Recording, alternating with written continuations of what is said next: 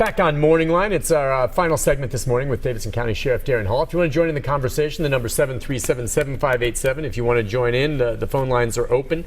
And just wanted to ask you, as you observed from afar, one of your colleagues in Rutherford County, and I know, I'm not asking you to say one way or the other what you think is going to happen with Robert Arnold. We don't know, but he's going to be back in court tomorrow, and questions about whether or not, would it be possible for, if he were to go and be held in federal custody until his trial in February, as an elected official, would he still remain sheriff behind bars and still technically be running his department while incarcerated? Can that happen?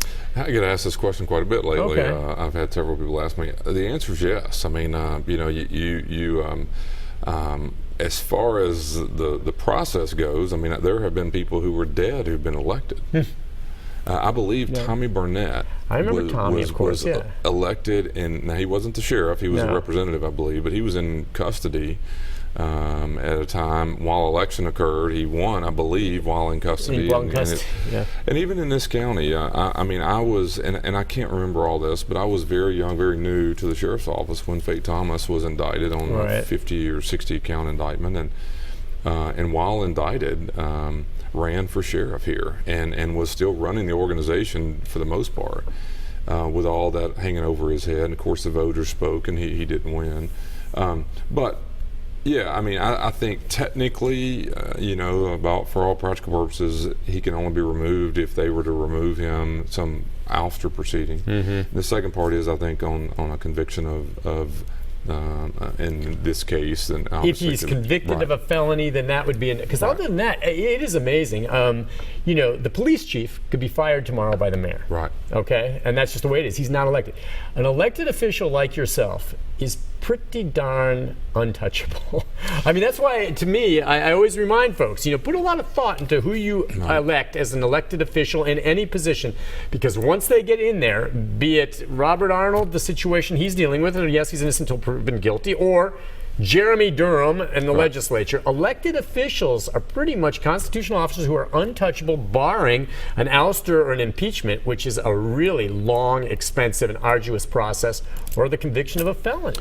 Yeah, I think that's true, and I'm surely not. I think it kind of falls back on the individual. Some people, I know of some who resign in the middle of controversy to move on, and one of the things that's kind of going on too is the length of a sentence. I mean, the length of a term.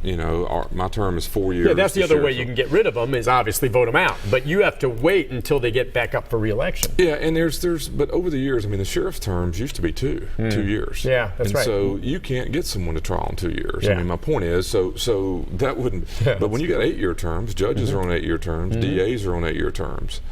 Then you literally have a long. But I'm not suggesting that. But a 2-year, 3-year. It's. And we have to say this. I mean, he deserves due process and to be found guilty or not, and someday his day in court. Now, as an individual, you have to also think the organization has to run, the community needs to be protected. Can it really do that with all this cloud over your head? Well, would you imagine, while he's technically still in charge, and we don't know that he's going to be incarcerated. We'll find out tomorrow. It's very likely they'll just, who knows? We'll see what happens tomorrow. But if he was back there, technically day-to-day operations would probably be run by his chief deputy while he's behind bars. He could have communications with him, right? But that's and I think the question is really, and I've heard enough on the news and stuff. But it's really day to day right now. How's it running? The controversy, the situation, the ability to govern. Do you really have the ability to go get a budget from your city council who's trying to it's just so much going on up there that really is. There's probably not a lot of difference on what happens tomorrow as it relates to how the place operates because of the cloud of controversy for the last year. And but it's as someone told me, it's a black eye. It doesn't help anybody in the profession. It doesn't help anybody in the community. And for everybody's sake, I'm ready for it to move on. I'm tired of talking about it. And I say that because it reflects on us. If he is innocent of all charges and the courts clear him and he's the sheriff, then move on. If he's not, I'm ready for someone to get in that job and do the job that we'd expect, and let's go forward. It's been And I have many of my peers that say that all the time. It's just not good. Yeah, or it's not good. And you don't even live in Rutherford County. Right. The folks there, I think they feel the same way. Yeah, let's just get it resolved. Let's go to James. Hi, James. Hey, my original question was about the decriminalization process, but I really want to know what the sheriff thought about the Auburn-LSU game this weekend. Your son goes to Auburn. He doesn't play on the team, but he's an Auburn fan. Well, I wanted him to about 9:30 at night. I thought, can we complete a pass? I don't know. Well, you guys just got a coach fired. Yeah, but you know what? I mean, there's another one's boxes that were getting packed too. I mean, one of those two coaches is probably, I don't know, was coaching for their career maybe there, or not career, for their job at the time. Someone's going to hire Les Miles. But we were just showing you, Carla, bringing up the video which you hadn't known about.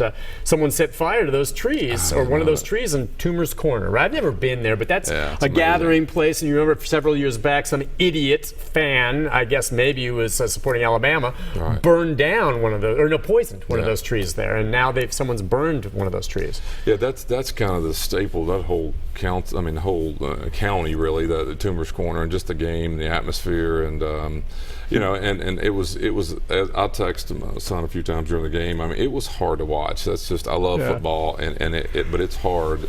They literally didn't score a touchdown. I think they kicked 6 field goals. I told my younger son, I said, I feel like I'm watching a soccer game because there's just no touchdowns and no. But they won, and my tuition I'm paying maybe felt a little easier. But yeah, James, War Eagle. That's my cry. Yeah, and if you heard earlier, we touched on decriminalization, James, which is something that he was outspoken enough to say that you're open to that idea. Yeah, it was the right step for Nashville, and they approved it. I'm kind of like you, to be honest. I'm not sure when it goes into effect. There's a lot of issues that would need to change. Joe even brought that up. I mean, you got the officers on the street issue about how to, how exactly it would be, documented and enforced. And so my suspicion is that it's probably a first of the year implementation. I don't know that. I haven't heard, but I think the council did the right thing, and let's move on to something that we can get our hands around and do something positive for Nashville. Just wanted to touch bases with you on anything else coming up with the Sheriff's Department, things you guys are involved in. Do you have any other Sheriff's Conference meetings where you're gathering with others? Let's see. Maybe those are behind you in I recent get weeks. together with some of the sheriffs that touch the we call it the donut, really. Okay. I think that's come up this week. So when you guys get together, what do you talk about? You know what? I did this on my own right after I was elected a long time ago and started this, and I said, I don't want an agenda, but I just like to say, and it's kind of fun. It's not really pure business, but we talk about the things that probably don't even put an agenda together, but we say, well, what are you hearing about, the inmate phones? You heard that earlier. That's kind of been a big buzz lately. Or I'm sure conversations about Charlotte or conversations about Rutherford County. I mean, it's just kind of a good thing. And I always say we need a relationship so when we're in a crisis, we don't have to introduce ourselves. And I feel that way about our peers. It's 2 o'clock in the morning, and you may have an officer involved shooting in your county, and you need to move the people involved in Nashville. We don't need to be introducing each other at 2 in the morning. I mean, let's get the relationships built and say, hey, and so I really enjoy doing it. And I never thought I'd say this, but I'm the senior member of that group, having been. Is that right? From around the donut? Right. I mean, we're counting Wilson County, Cheatham County. Everyone in Williamson County, Rutherford, really? Williamson, yeah, it's embarrassing, but I never thought I would say that, but so we get together and. He's old. Yeah, now, you're not, well, I'm starting to feel that way. Well, that's good, though, that experience. And your role is a little different than these other sheriffs. As we said earlier, a lot of them do law enforcement. It was interesting. I went out and interviewed Sheriff Steve Graves last week on this crazy phenomenon of clowns. I saw that. We haven't had any clown stuff around here, have we? You need to let me know if you get a clown in custody and you incarcerate one of these scary clowns. You know what's going to happen, Sheriff? Someone's going to think it's a prank because it's taken off now nationwide, and I think someone's going to dress up and jump out and scare someone. And I don't worry about the person getting scared. The person who does that's going to get shot. Right. It's going to happen. Yeah. Some creepy clown shows up in my backyard. My neighbor Jimmy's coming over and he's going to take care of it.